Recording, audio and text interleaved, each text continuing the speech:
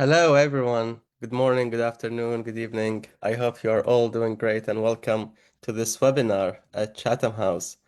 This is a webinar about Gen Z and how Gen Z are reshaping protests in North Africa. My name is Haider Shakri and I'm a research fellow with the Middle East and North Africa program at Chatham House. Um, just a reminder that this event is on the record, so it's being recorded and is being live streamed. And today we will be discussing the protests in North Africa, specifically Morocco and Tunisia, and how these protests are reshaping the scene in North Africa and how demographic changes and the social contract is being reconstructed and renegotiated right now in these countries and North Africa generally. With us today, we have three amazing speakers who will cover much of these dynamics, whether in these countries in particular or whether in a regional context.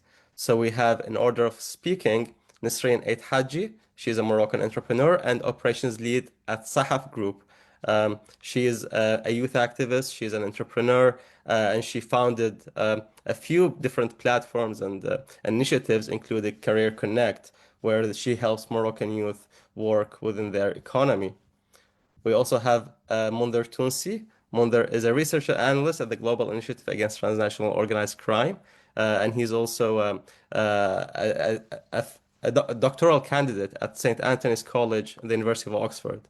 Monder is from Tunis, and he is also focusing on governance, rule of law, and authoritarian politics in the MENA region.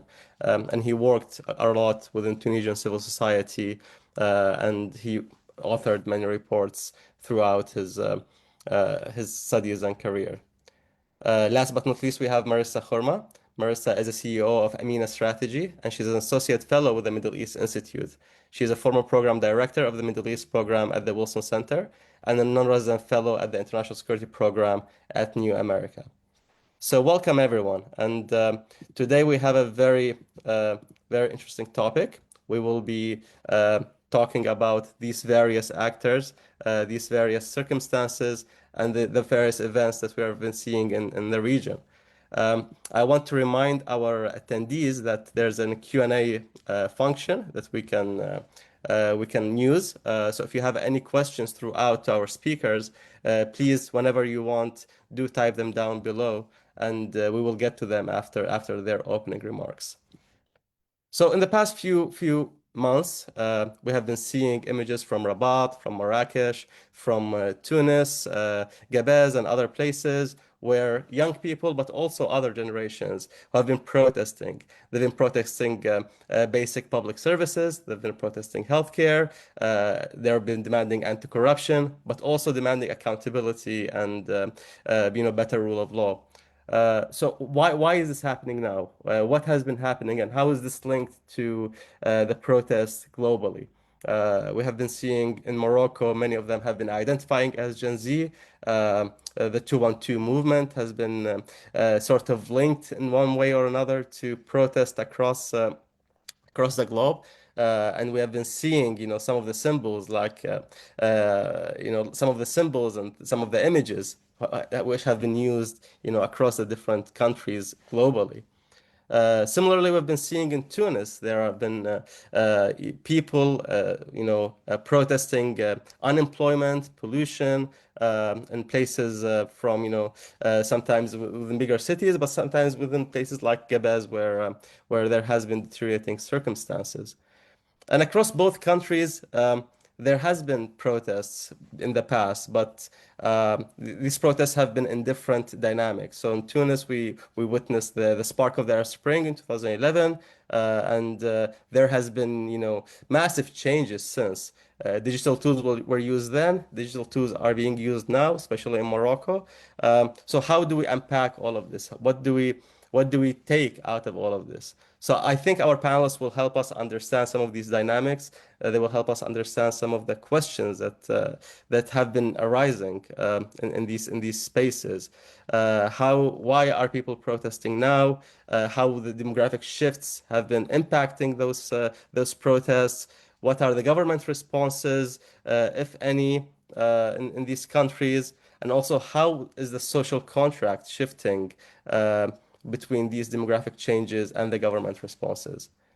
So to start, I think we'll start with you, Nasreen, and maybe you can start with telling us a bit about the how young people in Morocco, how are they reacting to the changes? Why did they protest back in a few weeks ago, and how are they dealing with the situation now? Over to you, Nasreen. Thank you, Haider, and thank you to Chatham House. It's a pleasure to take part in this conversation, especially as someone who grew up in Morocco, who have lived abroad for years and then chose to come back home. And many young Moroccans are making the same choice out of love for our country and out of a sense of responsibility. We want to contribute and we want to be close to our families while doing it. And to understand the recent protests in Morocco, I think it's important to remember something very fundamental about us. Morocco is not a country where people protest easily. So accurate data shows that in most years, the number of public demonstrations remain relatively low compared to other North African countries. So when people mobilize on a national scale, it signals something very, very serious. And at this time, the driving force was definitely and was clearly Gen Z, because just this generation basically communicates differently, we organize differently, and it is a generation that is not afraid of visibility. So in matters of days, the Discord server, the 220 212 server coordinating the movement grew to over 130,000, and it has now reached over 198,000 members. TikTok and Instagram were mainly the main channels, with content spreading in multiple languages, especially English, because they wanted to ensure that the messages were understood globally. But what really shaped this movement compared to other movements in the past was the clarity of the message. The youth repeated everywhere that this is not an anti-government movement or against the state, and certainly not against the monarchy. The repeated line was, "We love our country, we love our king, and because of that, we want accountability and better governance." And in Morocco, we have this paradoxical but very, very mentality. We are extremely protective of our country. So we say, like, it's a very public slang, but I can hit you, but I will never let anyone else hit you. So even when those tensions appeared in some cities the next day, because we had the football team playing, you would see the same people who would fight, celebrating together, giving flowers, cheering for the national team. And this reflects our complexity as Moroccans. We are very emotional, but profoundly patriotic. Now, what triggered this specific movement was first and foremost the death of several women who went to give birth in public hospital in Agadir. The number was 8, I believe. That tragedy reached every household. It didn't require ideology, and it spoke out of something very human. It created a shock that made silence feel impossible. And at the same time, Moroccan youth were watching protests happening all around the globe. You said it, Haider.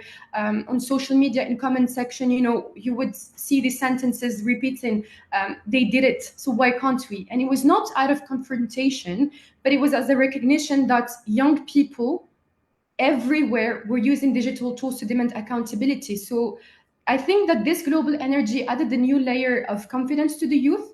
And also, what is specific about Morocco was the timing. So the CAN is coming, the World Cup is coming. Morocco's image on the global stage matters at the time. And in the streets and online, you could hear young people saying, if we don't march today and put everyone in front of le fait accompli, nothing will change. So whether that perception was fully accurate or not, it kind of created a sense of urgency, as in like the feeling that this was the only moment where the country would truly listen. But I think that beyond the timing, the deeper frustration had been building for years. You could feel it. You could feel it even before the protest happened, because Morocco has achieved remarkable progress in infrastructure, in mega project and global visibility. But youth expectations have risen even faster because the basics have not kept the pace. And like according to Au Commissaire au Plan, nearly a third of the Moroccan population is aged 15 to 34, yet unemployment among university students reached 25.9% in 2023, so the highest in nearly 20 years. And at the same times, you would have, I think, more than 50% of the workers who have like skill mismatch, suffer from skills mismatch. So young people are studying more than ever, but not accessing the opportunities they were promised. And obviously, as I said, long-standing frustrations with health and education. Everyone in Morocco knew that tensions were rising. You would hear, so they're able to build stadiums but not hospitals. Um, like for many young Moroccans, these inequalities were not abstract; they were personal. They affect their families. They shape their future. And this is also where I speak from my own experience. As I said, I've moved back home. Working inside a Moroccan company every day, you see both the progress and the difficulties. Because in Morocco, like Morocco, as I said, have evolved in extraordinary ways. But when you're on the ground, you see how uneven things can be. So you hear people say, if I go abroad, I'll be forced to give 100% of my energy, but here I can give 30%, and no one would say anything about it. You hear about medicine disappearing from hospitals, about equipment misuse or stalling. So part of the problem is not only institutional, it is also a behavior, like it is also behavioral. And young people know this, they live it. So the protests were not simply a reaction to one event, but rather a reflection of a deeper misalignment. So Morocco is building stadiums, highways, mega projects, good for us. But youth want to see the same ambition in hospitals, in school, in job creations. And we want to see, reforms happening before tragedy forces them to, not after. Because we want Mm, institutions to deliver, not and like a society that also respects the rules. Because unfortunately, a lot of people lack integrity. And then Gen Z stepped forward because they felt that dual responsibility. They didn't mobilize to destroy. They mobilized to insist on alignment between ambition and reality, between visibility and abroad and justice at home. So you give this image of Morocco globally. We mm. want we want the basic needs at home. Sorry. Thank you very much, Nisreen. And I think you touched upon some very important points, and thank you also for sharing your experience of a Moroccan who is going back home and who's contributing, and telling us what you see in Morocco from the progress, but also from the accumulating pressure on the new generation. This is very important.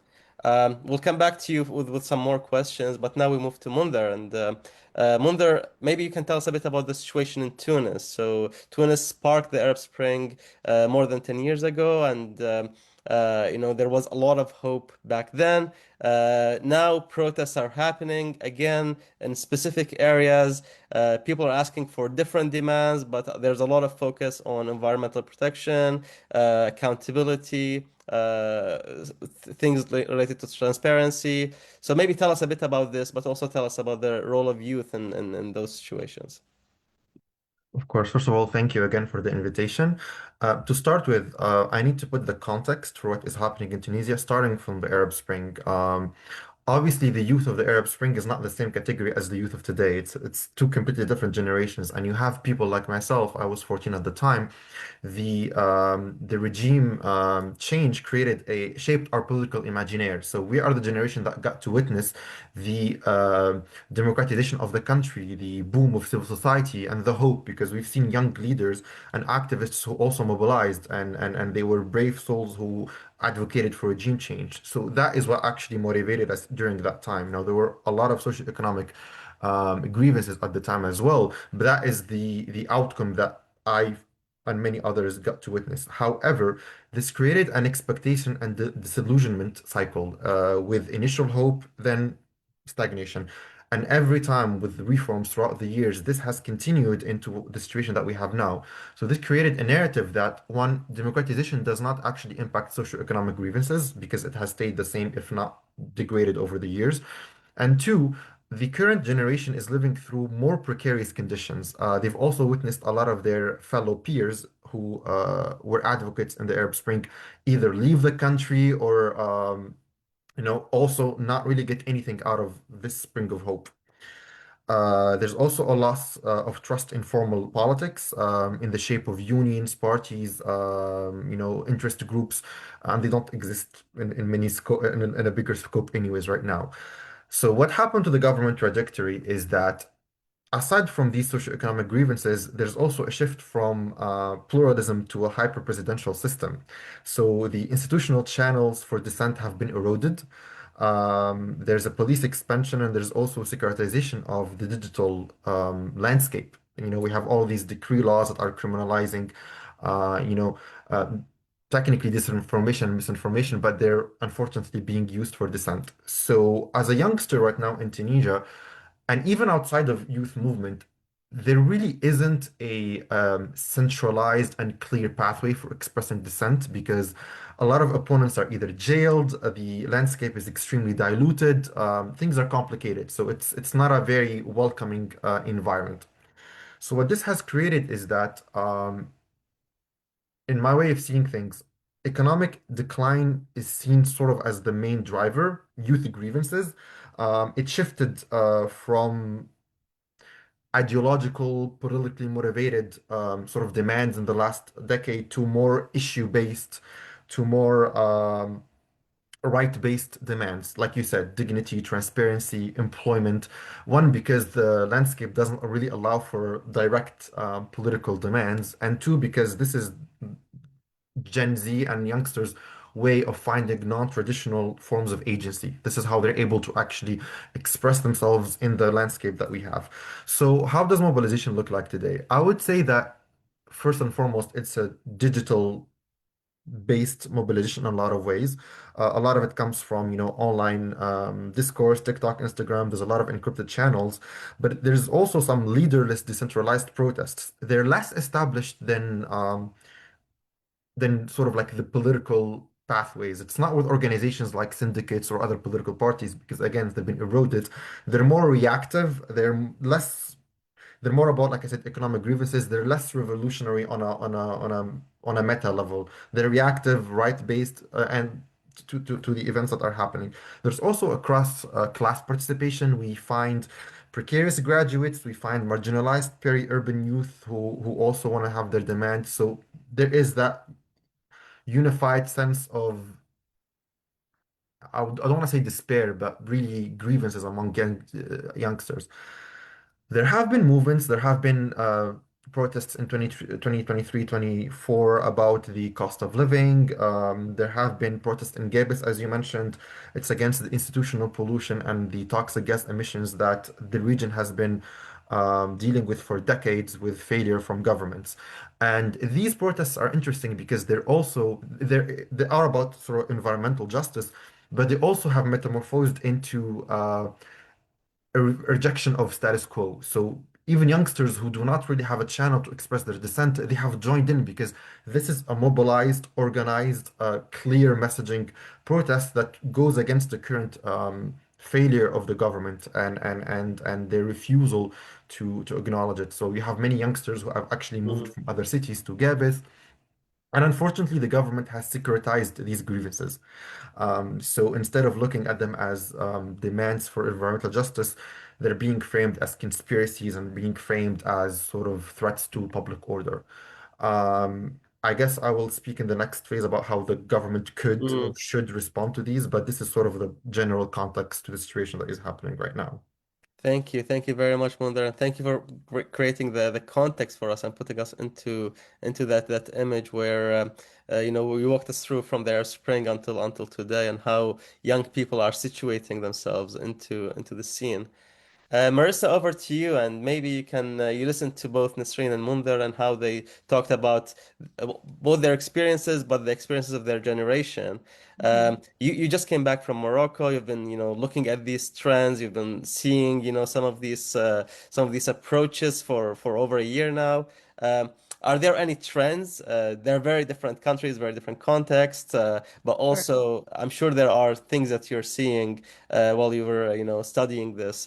Are there any trends between the two countries, but also North Africa generally? Please go ahead. Thank you. Thanks, Haidar, and thanks to Chatham House for hosting this discussion. I also want to thank both Nisreen and Munder for being here and speaking up and helping us understand the dynamics at play. There are absolutely trends that need to be, I think, watched very closely and better understood. My point of departure when I started looking at this generation was basically my online consumption, my social media consumption. It was very interesting to see how Gen Z is basically expressing their opinions online. And I primarily, in 2024 and particularly last year, was looking at how they were responding to the war in Gaza. But then there were other trends, being picked up because at times of tension and times of, just anger and frustration in general, all the other issues also rise to the top. And that sometimes it takes one trigger. In the case of Morocco, the death of 8 women in the hospital that really triggered it. Maybe similarly in Tunisia, going back to the Jasmine Revolution with Mohamed Bouazizi. So there's always some sort of trigger. But I think what was most interesting looking in at the digitization of this generation is that we really do not understand this generation because we're from different generations. I'm Generation X/millennial, and have not had the same interaction, the same level of comfort in the digital spaces as this generation, particularly with social media. It's not so much, being online, but rather learning and interacting, and as both Nasreen and Munder mentioned, mobilizing and organizing online. So I think in a region, and I will add here the Levant, because some of these trends we are most likely going to see also in the Levant, because the grievances are the same, very much go back to the underlying drivers of the first wave of uprisings that we saw in 2010 and 2011. It is very much about governance, and it's really about basic services that people are expecting. So, Nasreen and Mundir mentioned health and education and jobs, and I think those are the three that ultimately will continue to top the agendas of the grievances of this young generation, because they are at the receiving end of either lack of reform or failed policies or neglect at worst, right? And I think, of course, each country has its own dynamic at play. And perhaps in the case of Morocco, we've seen like an ebb and flow in the unemployment rate. But when you zoom into the youth unemployment rates across the region, it tops 30%, and that's Middle East and North Africa, and that is a very worrisome trend. So understanding this generation and how they interact is key. And I think going back to how the government responded in both Tunisia and Morocco, we have to perhaps learn, and I'm curious to hear what Munder has to say as to how can governments actually communicate with youth, because there is no dialogue, there are no channels of communication, and that is absolutely missing across the board. The second issue, which both our speakers alluded to, goes back to some of the key research I was doing in the last 6 to 7 years, focused on workforce developments. These asymmetries in the workforce development space remain the same. There are educational institutions and higher educational institutions that function, but there is absolutely no link to the job market. And Nasreen alluded to this with the skills gap. There's a mismatch because there's also no coordination or communication between the private sector and educational institutions, whether they're public or private. There are, of course, exceptions to this, but the workforce landscape and the economy is changing very quickly because it is digitized, because there are also so many skills that are completely irrelevant. Others are becoming more relevant. And we're not necessarily seeing the education systems reform fast enough, or at least, recalibrate in order to connect with the market needs. And so this is something that we're going to have to see governments pay attention to. I think with healthcare in particular, I mean, this is the most basic human service that anyone in the region or anyone around the world should have access to. And there has been a deterioration. And I've heard this from some of the Moroccan youth that I talked to. They said, this is a very basic human right. Without health services, we cannot we cannot live. And so this is really at the heart of it. And it was a bit surprising to see this level of deterioration in the health sector, because the pandemic was a wake-up call to many countries in the region. But if you look at the allocation of the budget, it's between 6 to 8%, which it should be much higher given the challenges that we see in the public health system, especially when you go outside to more rural areas where the impact is worst. So again, it is going back to sort of the same driving forces, these underlying challenges and grievances that are at the heart of governance, and that we saw trigger these waves. And the last point I want to make is about the contagion effect. So there were actually a number of calls for protests in Algeria as well, and Algeria is also experiencing the same challenges, from unemployment to education issues, and a lot of grievances about corruption as well. But also beyond that, what was very interesting is that Discord in Morocco was one of the social media platforms that was used for organizing, and I confirmed that with some of the youth I spoke to in Tangier. And then we saw, for example, in Jordan, Discord reportedly being disconnected just about a few days or a few weeks after the protests in Morocco took place. So I think it's something to watch out for because it might be a quick fix to sort of, lower the temperature for now. But unless these grievances are addressed, we are going to see more and more protests take place elsewhere, not just in North Africa. And I'll stop right there. Thank you. Thank you very much, Marissa. And I think you touched upon some very important points here. But I want to come back to you on some of these points. We talked about, some of the reactions by certain governments and maybe other governments as well. So clearly, governments are watching each other and they're learning from each other. But do you think there were any lessons learned from the Arab Spring since it's been more than a decade ago by governments? So some of these governments, they came to power after the Arab Spring, and some of them, they were part of the Arab Spring. They had similar demands to the protesters' demands. And then what should those governments consider in order to address demands of their population, especially younger people? Are there any lessons or trends that we can look at in both countries, but also in the region generally?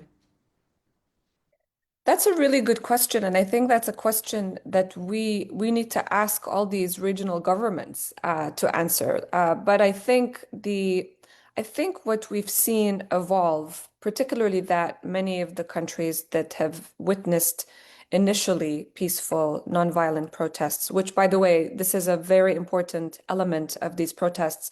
The nonviolence component was key. And when you look at all the social media calls, it all says مظاهرة سلمية, this is a nonviolent protest, which is a really smart and strategic, but also a very important component to understand that this is really about expression.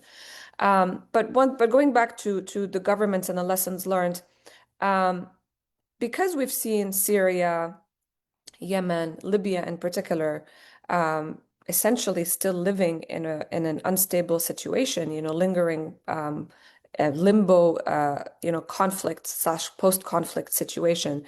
I think that this is one message that you're going to hear from a lot of leaders in the region. Well, do you want war or do you want stability? We're here to provide stability, and the way to do it is through strengthening security. I don't think that this is the message that's going to work with this generation. Because they need to be engaged. And one thing that I've noticed in my just, brief assessment of how they engage online is that they really are very, I mean, I think when they mentioned it, they're very rights-based. So they care about issues of justice and transparency and accountability. And they want to see it at the table. They believe that they are agents of change themselves. They're not afraid of change. In fact, they are seeking change because they are, part of this generation that has seen so many changes on the digital space, and so they're more comfortable with change. And that's a reality that I think a lot of the governments have to reckon with. So this dialogue is important. I think another message we heard from governments is that, it's all about evolution, not revolution. This is reform is an evolutionary process. 100%. And I think this was part of the response of the Moroccan government, and Nasreen perhaps can talk about it, because they did promise reforms. But it's not happening, fast enough. And if it is happening, and if it does happen, it's really piecemeal, and then you sort of go back and then just maintain this minimum state of stability. So it's going to be, I think very interesting moving forward. But I would say that with the adaptive nature of this generation, authoritarianism in general is also adaptive because it's been using its own tactics to also suppress dissent by, disconnecting this service, or as Mundir mentioned, criminalizing activity online. So it's the go-to, these are the go-to tactics that they are aware of. And perhaps to sort of keep things in check that may work in the short term, but I don't see it working in the long term. And I think it's important to note there are governments in the region that are genuinely working towards job creation and reforming. And these processes are very difficult. Having worked on some of these reform projects myself, it's really, really difficult because the way these governments are set up are also pretty archaic. So we need to look at all of these different dynamics. Over to you. Thank you very much, Marissa. And I think also it's about communications, clear communications to people. And this is part of the sort of the social contract between citizens and their states. Nisreen, maybe we'll come to you. And just before that, I want to remind our participants who are joining us online, if you have any questions for our speakers, please do type them down in the chat, in the Q&A function below, and we'll get to those in a bit. But Nisreen, maybe we come to you, and Marissa talked about some of the responses by governments, and we're seeing in Morocco, for example, there has been promises, to address some of the demands by the protesters. Is this enough? And is this sort of changing the nature of the agreement and the social contract between societies, specifically young people, and the state? Hi. So, I mean, I think before I answer your question, I think it's very important to understand the broader environment. Gen Z is a generation that grew up exposed to everything. So information, injustice, inequality, governance failures, and we compare, we analyze, we do not wait quietly. We want respect, clarity, and sincerity, and it is basically building up on what Marisa said. We want to feel, Gen Z want to feel that their voice matters, and violence does not work with this generation. القمع does not work with this generation. Dialogue does. And I think that, we've seen government respond. There were budget allocations. There were promises. But as Marisa said, it is not happening, and it is also something very common about Moroccans. Something that should be done today should be done today. Why would you wait for tomorrow in order to do it? But this runs through our veins. I think, I don't want to speak in general, but this runs in our Arab veins or Amazigh veins whatsoever. And I think that the challenge today is not choosing between development and youth expectations, but aligning them. Morocco is moving on so many fronts, as I said. We are proud of it. But what this moment showed is that ambition abroad must progress at the same speed as dignity at home. And it also starts with acknowledging a simple reality, which is trust is built when reforms happen on time, before a crisis, not after it. So, we reacted so strongly because we felt that those tragedies could have been, avoided. These gaps should have been addressed long time ago. And this is why accountability became such a central theme. But if we want real progress, we also have to be honest about something else, which is, as I said, this is not only about institutions, it is also about behaviors. And I say this as someone who has lived in, who has transition is very hard. It's very hard to adapt to the Moroccan mentality, whether at work, etc. Because you have extraordinary people who give everything, and sometimes they have to balance out the work that some people are supposed to. Um, like you see shortcuts, you see inconsistency, lack of discipline, and as I said earlier, basic like lack of integrity. And this basically affects how policies are implemented on the ground. We cannot ignore that. And the government has a dual responsibility. It is to improve institutions, yes, but it is also to encourage a cultural shift in how we work, how we treat public resources, how we hold ourselves accountable. Because young people are already doing this in our way. Now, from the state side, as I said, the response we saw after the protest, so increased budgets, emergency measures. They opened the CHU in Agadir, for instance. It was ready. We like change is possible when urgency happens. The lesson, I think, is to make that urgency permanent. Health and education cannot and should not be treated as a reactive sectors. If we can mobilize thousands of workers to build stadiums in record time, the same energy can be applied to hospitals and schools. And I'm not saying that they're not being made. They are. We see change concretely. But as long as people's mentality doesn't change, I think it's always going to be hard. And another key element that the government did was to actually include Gen Z. So, like in the past months, we saw young people invited to speak in national television and seeing the government engage publicly with their concern. We saw the health minister speak and acknowledge that we see, like, basically are saying we see what you're talking about. I think it was a bit reckless of them to do it now. It should have happened before the tragedies happened. But they are doing, like, they are basically trying to show that they're listening and trying to change things.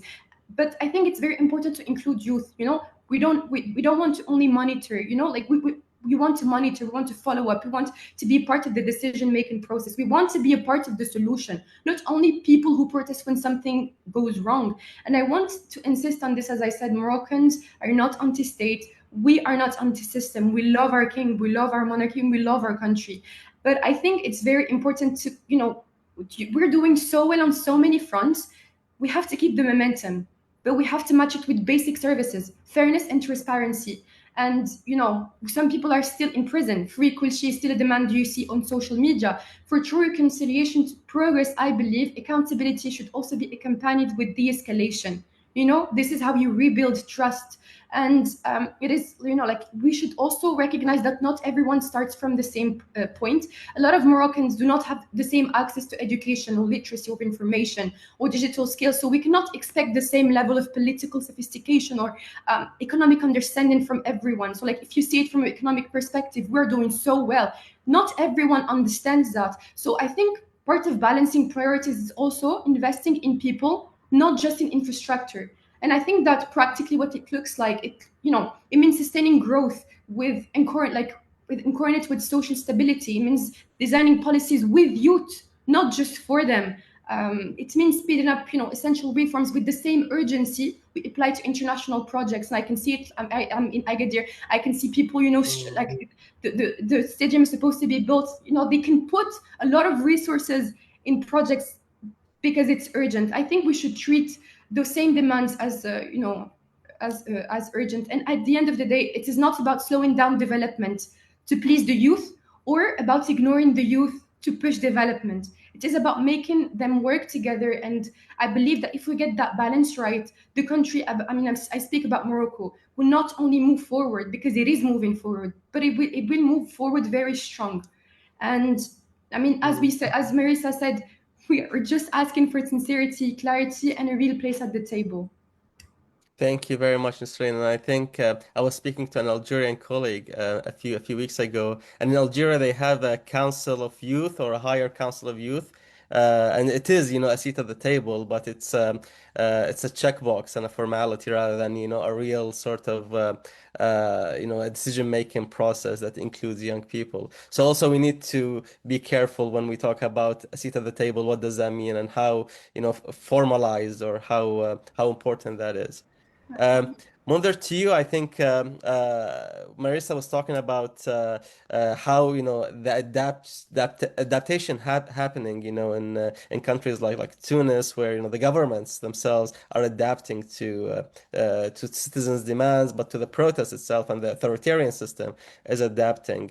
How do you see this balance happening, between the governments responding to citizens' demands when it comes to development, when it comes to accountability, but also when it comes to oppressing or suppressing those actions? I think the state is being reactive, but in a counterintuitive way, because opening the pathway for youth to actually can criticize their demands means deep structural reforms that they are not willing to change because it's very intrinsic within the nature of the state itself. Um, there is a need for transparency and especially less arbitrary governance. That is the biggest demand from young people. They need to have uh, a sense of trust, and that equals reducing a lot of the repression and creating a safe space for expression of dissent. And that is happening on a macro level, even outside of youth, with what we're seeing with political opponents and all of that. Unfortunately, and Marisa alluded to this, there are a lot of short-term programs. There's a lot of alleviation of the temperature at the current moment. That does not translate to real economic structural reforms. The policies need to be targeted, and they need to be also structural and impacting daily life, which Nisreen also spoke about. This means reforms concerning transportation, education, cost of living, access to opportunities, and employment. And to be honest, I would actually say that is even more important than the macro political developments. I think a lot of foreign press and foreign institutions focus a lot on the repression of human rights, and that is absolutely important. But when it comes to the youth of everyday life, their actual direct needs of economic liberation really comes first. Um, there are also the questions of inclusion of youth in decision-making processes, whether it's through digital platforms or civil society organizations, which also requires the liberation and the easing of crackdown on these civil society organizations, which at one point were one of the platforms through which youth engaged, whether directly or indirectly through intermediaries with the government. There's less policing, uh, of course, and just overall long-standing institutional reforms that are not reactionary, that are not ad hoc, that do not securitize these grievances by young people. And obviously, there are much bigger questions into the nature of the regime, but I think that is we take it into a bigger discussion other than just Gen Z for the moment. Thank you very much, Munder. Now we're coming to some of the questions in the Q&A, and I'm gonna, put some together, but also ask some directly from the chat. And this is maybe for you, Marissa. Natalie's asking, to what extent are economic pressures, particularly issues like unemployment and inflation, are shaping Gen Z narratives more than ideological factors? So I don't know if you have been seeing some of these trends in your research and your observations. I think they're actually very connected because, of course, there are basic economic needs. Youth, when they graduate, they need a job in order to start a family. There are also sociocultural pressures. You're graduated, you have to find a job. Then after the job, you start a family. That's part of also the cultural narrative across the region. But I think they see it very much in terms of the lens of economic justice and justice. So it is very much rights-based in that sense that, I see the income gaps. It's visible in this country. It's visible in this city. And why is it so difficult to find a job?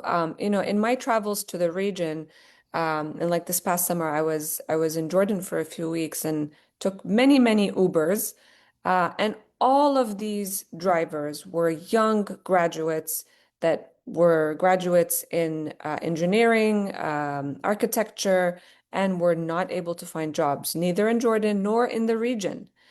So it's becoming also more difficult to find jobs across the region. So I think, and again, like what I heard is, well, it's just so unfair. So the fairness question and the injustice question is very much linked with these economic pressures. And so it's really hard to say that it's one versus the other, because I think the way that this particular generation has evolved is very much focused on, again, what we've heard from Nasreen and Mundar and what I mentioned. It's very much focused on justice, accountability, transparency, open communications, and inclusion. They want to be included. Thank you. Yeah, very clear. And now both Thomas and Olivia are asking different questions, but I'll try to merge them together and, throw them both at Nasreen and Mundir, starting with Nasreen. So Thomas is asking about the role of gender in the Gen Z protests. Both in composition of protesters, but also the issues on the agenda. Is that a thing? Are people talking about gender? Is it separate between men and women, or is it a whole social issue as a generation overall? And Olivia is asking about the rights-based demands. So when it comes to democratization, for example, is it something that young people are asking for? Are they asking right-based demands and calling for right-based approaches, or is it more about the economic grievances? And this is also goes to the question that we talked about earlier. But let's start with Nasreen and then maybe to Mundir. I mean, as Marisa said, I truly believe that it is not, like one versus the other. I think it's, they're both combined when it comes to, basic human rights and also economic inclusion. I don't want to read really, it's like I can't stress this enough, but like I work, for example, in a company where like you have main d'oeuvre, people are still being paid 100 dirhams per day, and these same people have they have studied, like they have masters, and they are still being paid 100 dirhams per day. So this is the reality of not everyone, but a majority of the people. The cost of living are rising. How do you expect young people to raise family with 4,000 dirhams, for example, for a month? So I think, as Marisa said, it is not one versus the other. But when it comes, I think when it comes to the gender, we've seen in the comment sections, like women being met with violence, for instance. We saw women being courageous enough, and I think that it was not really about gender this time. I mean, like these protests were about, we all share the same struggles whether it comes, whether it comes to health I mean, whether it comes to health or education, we all do share the same struggles. We did stress, like, because I don't know if you hear the stories. I don't want to really criticize what is happening in Morocco, in public hospitals, but pregnant women in public hospitals are being met with violence.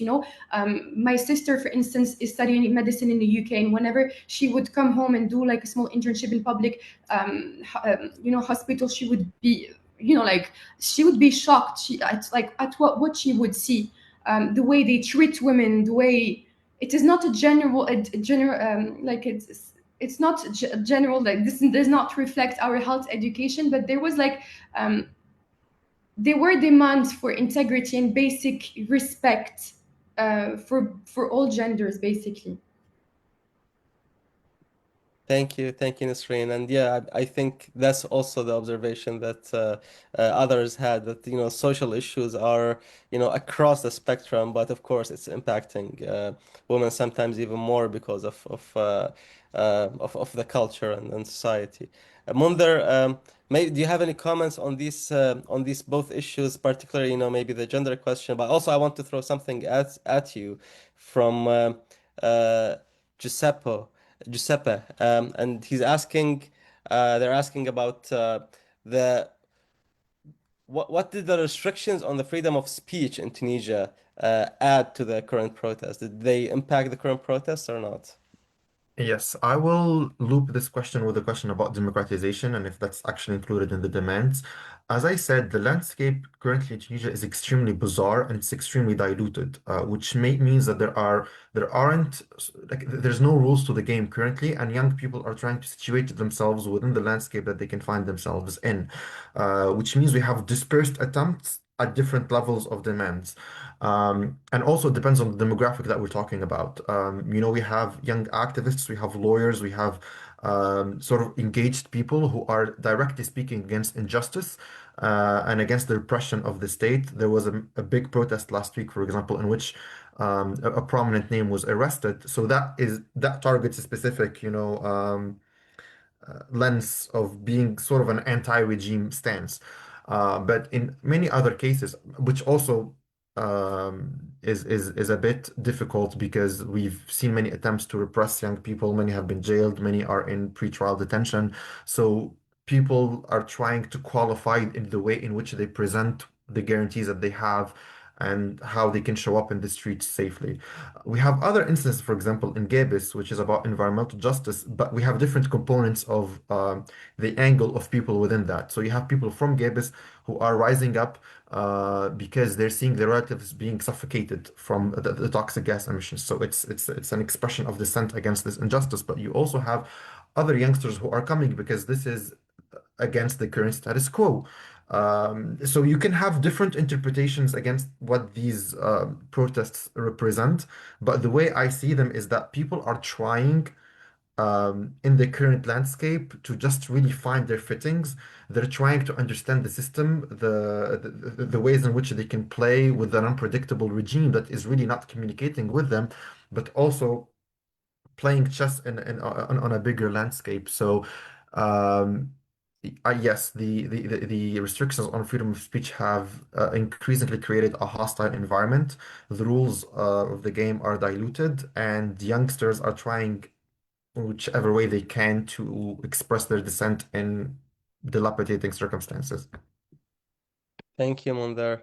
And now, the final question I'll ask to Marissa, and then we'll go to Munder and Nasreen for any final comments. And there are also, I'm going to combine two questions here. Taif is asking, what did the current protests tell us about the state of the social contract in North Africa, 14 years after the so-called Arab Spring? And then Joris is asking, could the Gen Z protests in North Africa trigger an Arab Spring style regime changes, like in the years to come? Um, so Marissa, over to you. Maybe you can tell us if you have Sure. predictions on these issues. Yeah. I will definitely not predict anything because it's very difficult to predict. But I think, going back to the social contract, we have seen some tweaks to certain economic policies, political reforms with regards to political parties, party laws, quotas being added here and there across the board, not just in North Africa. I think Tunisia will be the exception because that was a very, monumental change.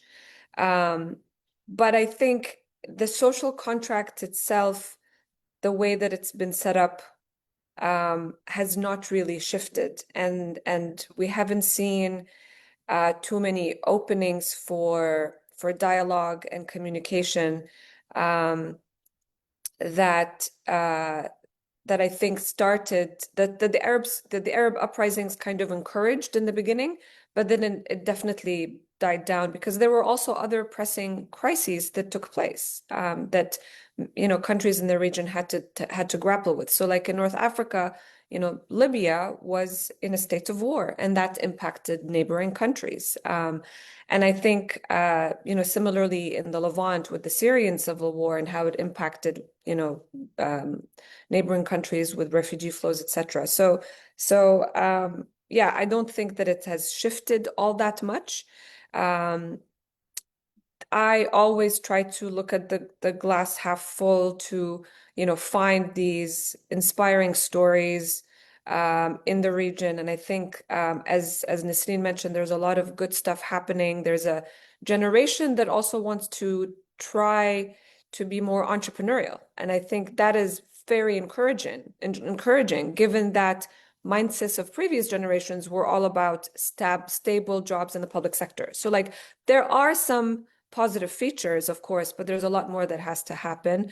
And it's really difficult to predict another wave of regime change. I think that we will see more protests because this generation is not going to sit and wait for things to happen. They want to be part of that change. Thank you. Thank you. Thank you very much. Munder, what do you have to say on the state of the social contract in Tunis? Has it changed since the Arab Spring, and is it something that young people are okay with right now, or do they demand that gets updated? I think there's a wrong lesson that some have took from the experience of the Arab Spring, which is that political reforms equals instability, unpredictability, and openness of a market of idea that decentralizes and creates um, an unpredictable future. As long as the current socioeconomic agreements are not met, that does not matter, which is what Marissa has spoken about. I think the social contract did not actually change. It's just the form in which it found itself has adapted. I think young people are still calling for dignity. They're still calling for um, prosperity on a personal well-being when it comes to their daily lives. And that is still happening. However, I do agree that there are features of young people that are admirable, that they are entrepreneurial, they're trying to be creative within the landscape they found themselves in. They are more defiant, so they're also not accepting the status quo, and they're trying to sort of express their dissent in whichever way they can. And I think the actual demands are still the same, but with a different context. So who knows what's gonna happen, but I do think they're gonna still gonna try to mobilize and try to create change for their lives in whichever form they can. Thank you very much, Munder. Nisreen, uh, to end with your notes, as an entrepreneur, maybe you have something to say on these issues, but also on the social contract in Morocco.